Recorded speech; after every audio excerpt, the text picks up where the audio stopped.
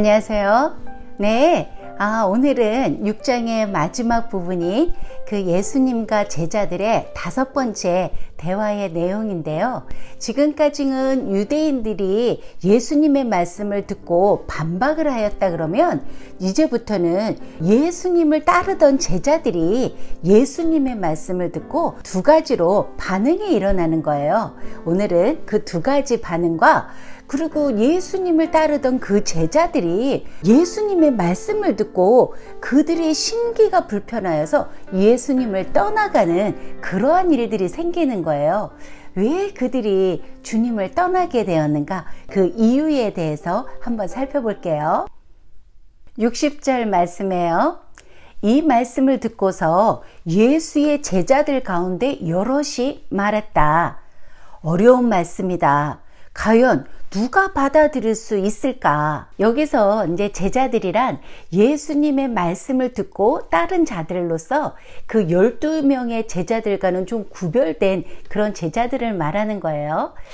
이들은 오병이어의 기적을 본 무리들과 지금 가버나움 해당에 모여있는 유대인들과 함께 있었었던 그런 자들이었죠. 이들은 제자들 중에 속한 많은 자들로서 예수님의 말씀을 듣기 위해 이곳저곳에서 따라다니던 그런 자들이었어요. 이것은 믿음에도 정도의 차이가 있듯이 제자에도 여러 수준이 있다는 것을 보여주는 거예요. 그리고 이제 여기서 어려운 말씀이다 하는 어렵다라는 말은요, 그것이 지식적으로나 머리로 이해하기 벅차다 그런 뜻이 아니라요, 정서적으로나 의지적으로 마음과 영혼을 쏟기에 벅차다는 그런 뜻이에요. 다시 말하면 거슬리고 반감을 품게 만든다는 그런 의미인 거죠. 그러니까 지금 예수님의 말씀은 설득력은 있으나 자신들에게는 엄청난 희생이 뒤따르는 그런 말씀이었기에 어렵다라는 부정적인 그들의 불신앙을 나타내고 있는 그런 말씀인 거예요. 그러니까 이들이 심기를 불편하게 만들었던 그 어렵다는 내용이 뭐였어요? 나는 하늘로부터 내려온 생명의 떡이니 너희가 내 살과 피를 먹고 마셔야 영생을 얻는다. 그 말씀이었잖아요. 그 당시 예수님의 말씀은 새롭고 가히 혁명적인 것이었기 때문에 전통에 사로잡혀 있었던 그들의 세계관에 커다란 문제를 가져왔었던 거예요. 자라면서 몸에 밴 그 사고방식을 무너뜨리는, 그러니 자신들의 세계관을 무너뜨리는 그 말씀을 받아들이기가 거슬렸었던 거죠. 이것은 단순한 지식이 아니라 성령으로 가능한 일이기에 그런 거예요. 이 말씀도 우리가 한번 깊이 고민해 봐야 합니다. 우리는 어떤 전통적 사고와 율법주의적인 정신으로 인해서 예수님의 말씀에 반감을 갖고 있는지 한번 생각해 봐야 합니다. 열린 마음으로 보아야 그 의미를 새롭게 볼 수 있는 거예요. 61절 말씀요. 예수께서는 스스로 제자들이 자기 말을 두고 수군거리는 줄을 아시고 말씀하셨다. 이 말이 거슬리냐?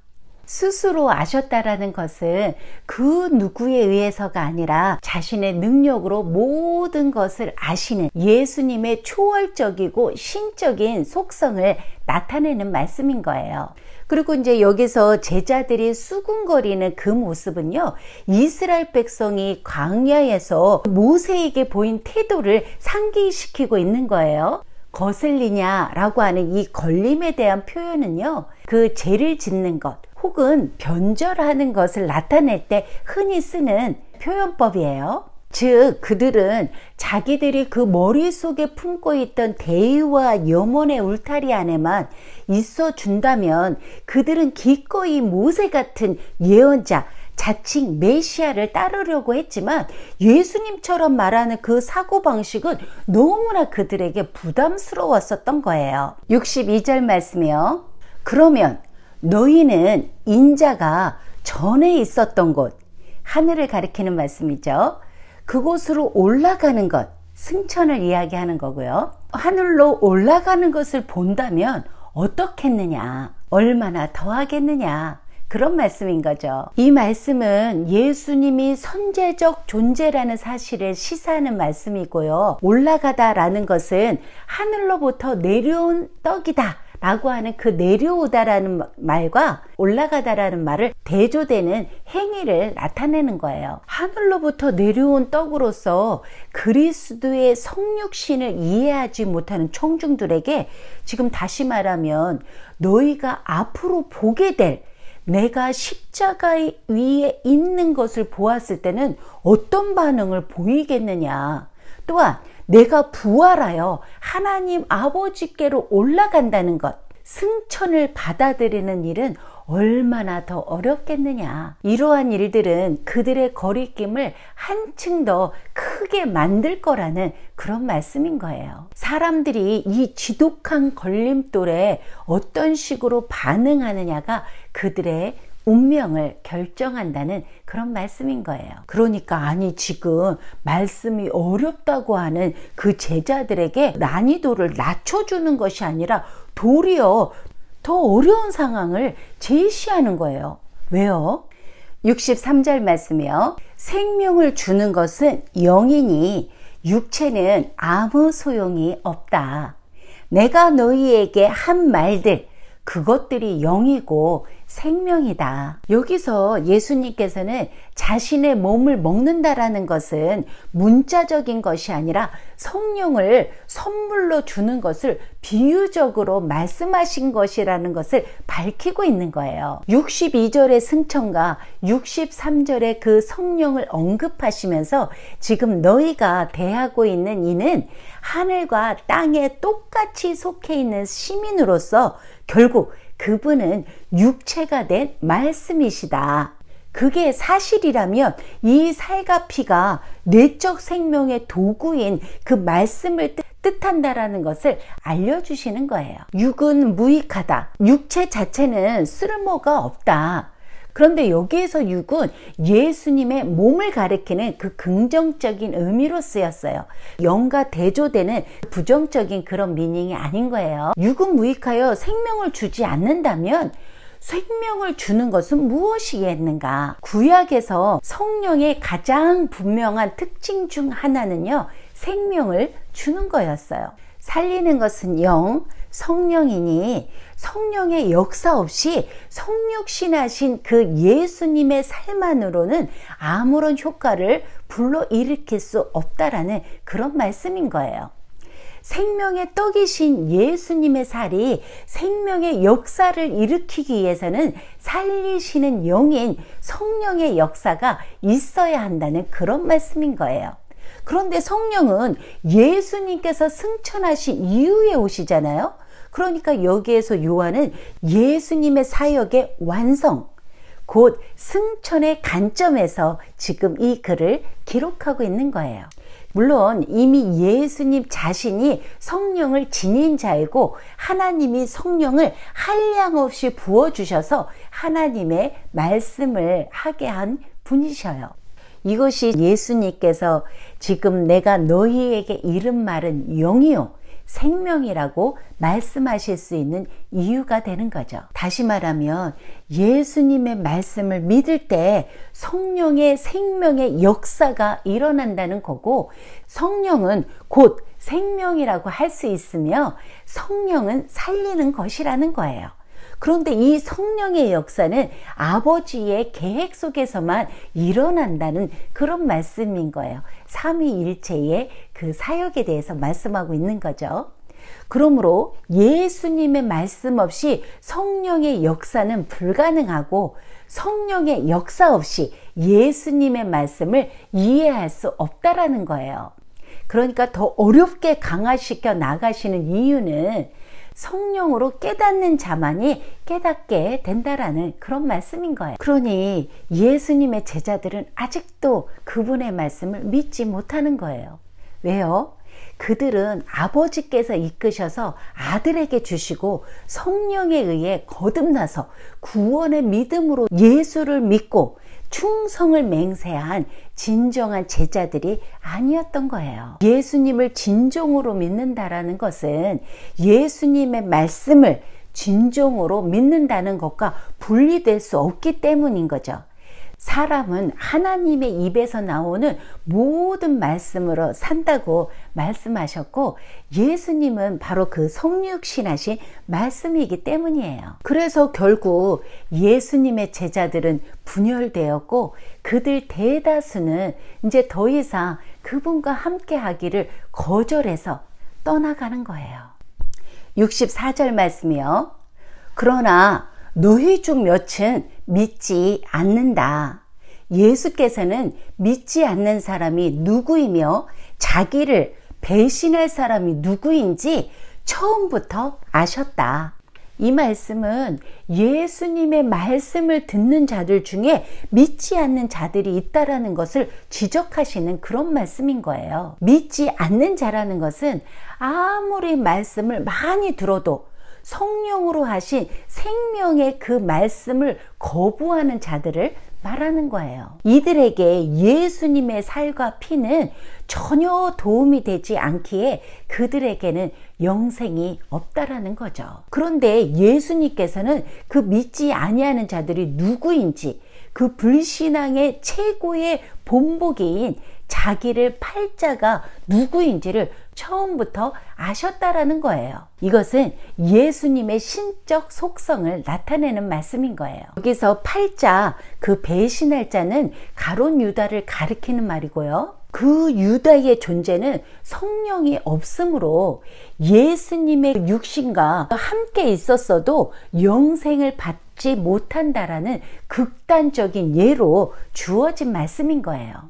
이 말씀의 복선은 하늘로부터 내려온 떡인 예수님께서 이제 죽음으로써 그 살과 피를 먹고 마시도록 하실 거라는 것을 깔고 있는 그런 말씀인 거예요.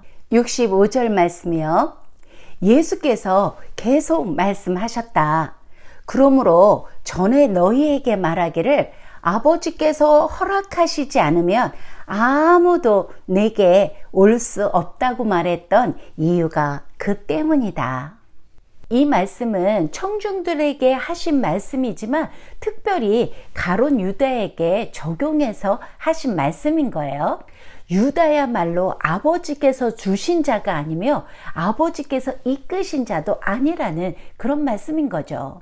예수님을 따르던 제자들은 마음만 먹으면 예수님을 따르고 예수님의 말씀을 이해할 수 있다고 생각을 했어요. 그런데 예수님께서 아버지께서 허락하시지 않으면 아무도 내게 올 수 없다라고 하니까 지금 그들은 그 말씀을 도저히 받아들일 수가 없었던 거예요. 지금 예수님께서는 자신에게 온다라는 것은 전적인 아버지의 주권에 좌우된다라는 것을 아시기에 청중들이 아무리 어렵다고 여기는 그 말씀이라도 그냥 거침없이 할 수 있었던 거예요. 그들의 입맛에 맞는 말씀들로 그들을 구슬리거나 청중들의 눈치를 보지 않았다라는 거죠. 우리의 영혼이 예수님의 살과 피를 먹어야 살 수 있다는 그 진리를 우리 아버지께서 깨닫게 해 주시지 않으시면 아무도 이해할 수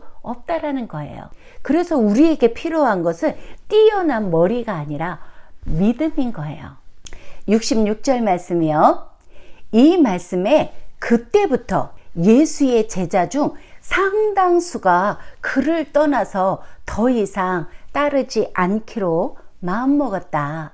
여기에서 요한은 제자들이 떠나는 것을 배교로 묘사하고 있는 거예요. 예수님의 제자가 되는 것을 포기했다는 거죠. 배교는 유대교에서 가장 나쁜 죄 중 하나로 간주하고 있었어요. 예수님은 그들이 원하는 것을 주고자 하지 않았고 그들은 예수님이 주신 것을 받으려고 하지 않았다는 거예요. 결국 이렇게 이 갈릴리 사람들은 이전에 그 예루살렘에서 예수님을 따랐던 자들과 마찬가지로 은혜로 말미암아 믿음의 토대를 둔 무조건적인 충성과 견인이라는 그 시험을 통과하지 못했던 거예요. 이것이 첫 번째 반응이었어요. 예수님의 말씀이 어렵다라고 생각해서 떠나가는 배교하는 자들이 있었다는 거죠. 그렇다면 두 번째 반응은 무엇일까요? 67절 말씀이요. 예수께서 12 제자에게 돌아서서 물으셨다. 너희도 떠나가려느냐? 이 질문은 제자들의 그 진실성을 도전하고 확인하는 그 질문으로서요. 너희도 떠나려고 하지 않는 것이 확실하냐? 정말 그러하냐? 라고 질문을 던진 거예요. 그런데 이 질문은 예수님 자신을 위해서가 아니라 그들을 위한 질문이었다라는 거예요. 그들은 자신들의 태도를 분명히 할 필요가 있었던 거죠. 왜냐하면 이 당시에 사람들의 변절이 상당히 광범위해서 많은 자들이 예수님의 곁을 떠나갔거든요. 예수님 옆에 남은 자들은 지금 12 제자 외에는 그리 많지 않았던 거예요. 68절 말씀이요. 시몬 베드로가 당당하게 말했다. 주님, 우리가 누구에게 가겠습니까? 예수님의 질문에 대한 아주 강한 부정을 표시하고 있는 거예요.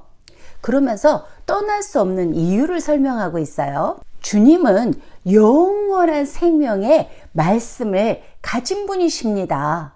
두 번째 반응은 베드로를 대표로 하여서 영생의 말씀을 붙드는 참 제자의 모습인 거예요. 참 제자란 예수님의 말씀이 어려울 수가 없고 설사 어렵다고 해도 그것을 이유로 떠날 수는 더더욱 없다라는 거죠. 예수님의 말씀에 계속해서 거하는 자, 그들만이 진정으로 참 제자이며, 만약 예수님의 말씀이 어려워서 떠나려고 하는 그런 자들이 있다면 그들은 참 제자가 아니라는 거예요.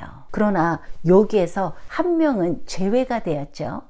지금 베드로는 가룟 유다와 대조되는 관계로서 설명하고 있는 거예요. 가룟 유다는 배교의 전형을 보여주는 반면에 베드로는 참 제자의 전형을 보여주고 있는 거예요. 가룟 유다는 예수님의 살과 피가 성령의 역사 없이 아무런 유익이 되지 못하는 경우라면, 베드로는 영원한 생명의 말씀을 받아들임으로써 하나님의 이끄심을 받은 자라는 것이고, 예수님의 살과 피로 말미암아 주어지는 생명을 취하는 특권을 가진 자라는 거예요. 69절 말씀이요. 우리는 주님이 하나님의 거룩한 자이심을 믿게 되었습니다. 이제야 그것을 깨달았습니다. 여기서 거룩하신 자란 오직 하나님께만 부르는 칭호였어요. 그런데 지금 베드로가 예수님께 적용하고 있는 거예요. 이 말씀은 예수님께서는 선지자보다 더 크고 모세보다 더 큰 하나님의 거룩하신 자를 보았다라는 최초의 그 메시아적 기대들을 확증해주는 그런 말씀인 거예요. 곧 그 제자들은 예수님과 그분의 말씀 및 행동을 통해 마침내 이스라엘의 하나님이 새로운 출애굽, 온 세상을 죄와 죽음에서 자유롭게 할 위대한 운동을 시작하셨음을 깨달았다라는 거예요. 그런데 예수님께서 이렇게 대답을 하시는 거예요. 70절 말씀이요. 예수께서 대답하셨다. 그렇다. 내가 너희 12를 택하지 않았느냐. 그러나 너희 중 하나는 마귀니라.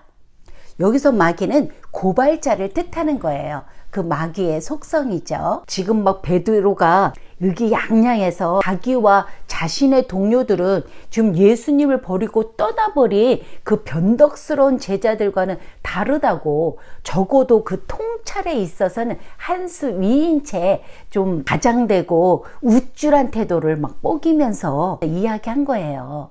그러니까 바로 예수님께서 그 인간의 가장이나 자부심, 또 가식, 이런 것을 조금도 허용하시지 않고 바로 말씀하시는 거예요. 너희들이 나를 택한 것이 아니라 내가 너희들을 택한 것이다. 그러나 그 12 제자 중에서도 한 명은 파국적인 결과를 맞이하게 될 것을 미리 알았다라는 거죠. 71절 말씀. 예수께서는 가롯 시몬의 아들 유다를 가리켜 하신 말씀이었다. 그는 12 제자 가운데 하나였고 예수를 배신할 사람, 팔자였다. 여기서 팔다라는 것은 넘기다의 뜻이에요. 예수님을 대적자들에게 넘긴다는 의미인 거죠. 사실 이제 다른 공간 복음에서는 가롯 유다라고만 나오는데요. 지금 가롯 시몬의 아들 유다라는 표현은 유일하게 이 요한복음에서만 표현하고 있어요. 여기에서 가롯이라는 표현은 히브리어로 캐리옷 출신의 사람이라는 그 의미로, 캐리옷은 남부 유다의 한 마을 이름이에요. 그러니까 지금 예수님은 대부분은 그 갈릴리 출신들을 제자로 삼으셨는데, 지금 유다는 그 유대 출신인 자를 제자로 삼았다는 거죠. 그런데 이 12 중 하나인 그 유다가 예수님을 떠나게 될 것이라는 거예요. 예수님은 유다의 배신을 미리 알고 계셨던 거죠. 이 말씀은 택하신 것도 절대적인 주권에 속하지만 떠날 것을 아심에도 불구하고 그 유다를 막지 않은 것도 그분의 절대적 주권에 속한다는 그런 말씀인 거예요. 왜냐하면 그것은 예수님께서 지실 십자가의 고난의 일부였기 때문인 거죠. 그런데 유다의 배신의 동기가 바로 그 배후에 마귀, 사탄이 있었다는 거예요. 여기서 유다가 마귀라는 그 의미가 아니라 마귀의 도구가 되었다라는 그런 의미인 거예요. 이 말씀의 배경은 이제 13장에 가면 자세하게 나와요. 예수님께서 직접 택하신 12명의 그 제자 가운데도 한 명이 배신자가 존재한다라는 것은 예수님의 고난의 심각성을 더해주고 있는 거예요. 예수님을 넘기려는 유다를 마귀라고 규정하고, 이러한 사실은 유다의 행위 배후에 마귀 사탄의 역사가 존재한다는 사실을 보여주기 위함인 거예요. 마귀 사탄은 악한 자들 배후에서 역사하기 때문에 유다의 악의는 마귀 사탄의 악의가 된다라는 거죠. 예수님은 유다의 그 원천을 잘 알고 계셨던 거예요. 지금 이 요한복음을 읽는 독자들은 1세기 말의 독자들이기 때문에 그 예수님의 죽으심과 부활하심, 그리고 승천하심을 보았고 알았었던 자들이에요. 그러니까 상당한 많은 자들이 예수님을 떠나갔다가 다시 많은 자들이 돌아왔던 거죠. 그래서 그들이 목숨을 걸고 복음을 전파했던 거예요. 그래서 지금 우리가 이 복음을 듣고 있는 거고, 그리고 그 기록된 말씀을 우리가 가지게 되었던 거죠. 그러니까 오늘 이 본문의 말씀에 요한은 두 종류의 제자가 존재한다라는 거예요. 많은 제자들과 12명의 제자, 즉 떠나가는 제자와 남아있는 제자. 여러분은 어떤 제자의 길을 선택하시겠습니까? 오늘은 여기까지 하고요. 다음 편에서는 7장의 말씀으로 아주 흥미진진한 이야기는 계속 진행됩니다. 기대해 주세요. 오늘도 들어주셔서 감사합니다.